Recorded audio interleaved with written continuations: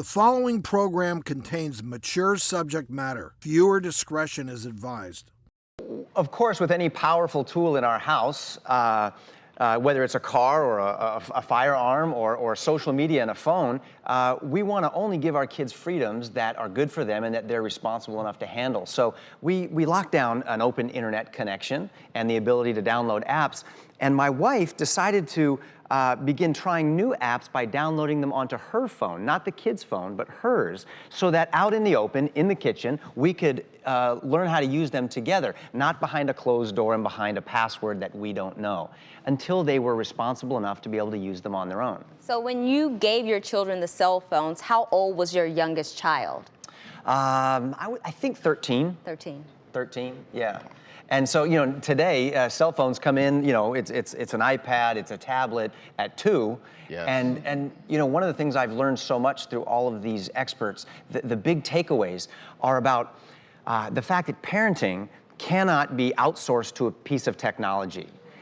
Parents are a sacred gift in the life of a child, and that we as parents need to model for them how to use technology in a healthy way and be fully present and connected with them so that we can teach them healthy habits and how to be successful adults. I mean, I think 13 is a great age, but I think for a lot of kids younger, you're going to find resistance there. They're going to want that phone sooner for the simple fact that their friends have their phones.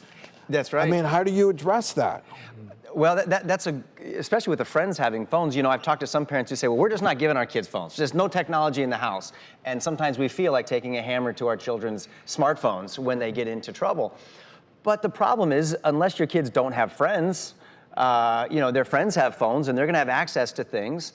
And so what we've felt is like just teaching our kids how to drive a car. You know, automobiles are dangerous, but they're not going away. Either is technology. So best to teach our kids how to use it responsibly. And as a parent, you know, when our kids are young, obviously we want to put a fence around them and protect them from bad things. But ultimately, the goal of parenting is we're putting them together to give them away. Right? And we're pointing them to the front door and say, you know, God go with you. and we pray for the very best. And what we eventually learned is that you can't protect them forever. But what you can do is build into their heart a filter that you can't download through the App Store, and it's called character. Yeah, I like that. Yeah. And a lot of times, That's not one of the smartest things that anyone has ever said on the stage. That was really. And who else Yeah. to teach that but parents? Wow. Who have hours and hours every day. And that's why I think the role is so sacred and so important. I'm curious, you interviewed a lot of experts. Obviously, what this is doing to a child's brain, this is uncharted territory. You, including the neurosurgeon, that's someone you interviewed. Tell us about that. Yes.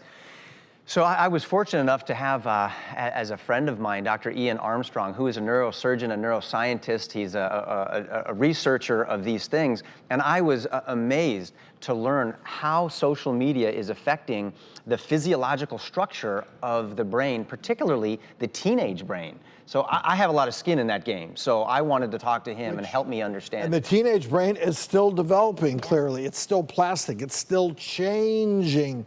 It's moldable. I'm interested to hear what effect so much techno, so much social media does have on the developing brain. It's a perfect segue because Dr. Armstrong joins us now. And Dr. Armstrong, thanks for being here as a neurosurgeon. Obviously, you've spent your career trying to keep brains healthy. In your opinion, how are smartphones most affecting our youth? The smartphone is a stimulant.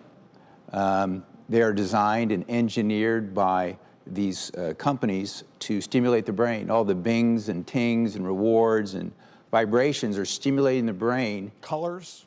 Colors, flashing lights, all of these things are stimulating the brain to release dopamine, which is a neuromessenger in the brain that is correlated with the pleasure centers of the brain and reward centers of the brain.